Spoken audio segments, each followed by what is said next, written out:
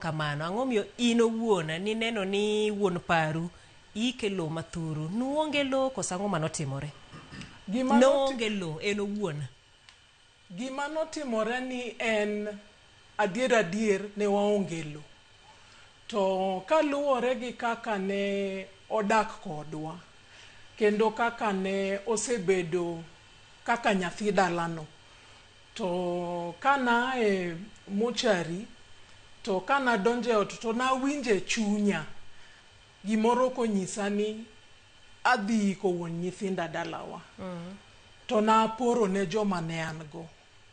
To kawuoyo gi wuonwa to en bende onyisa ni mano e paro mane an go. To koro nyaka ang' wabed gi aput moro mondo anyuola stakeholders madala ming'e ni nyaka bedi. Jo kanisa, chief, gi jomoko ma jirani madala. To jothurgi, sama koro unuketa put nudwa ike kae, to jothurgi? En story mabor nikech en ng'at manoa kuma bor.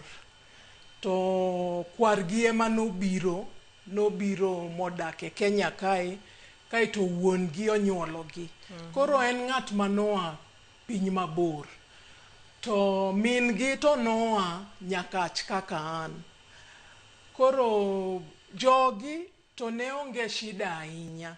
To extended family margi magin Waindi to ne nigi pek. Kanosenyisgi kamano to gin kata liendno nok gidwa ni mondo gi participate. But owetene ma onyuolego nikech odgi be en ot mar doho. Min gi nosekend kuonde mopogore kapok oromo gi wuon gi.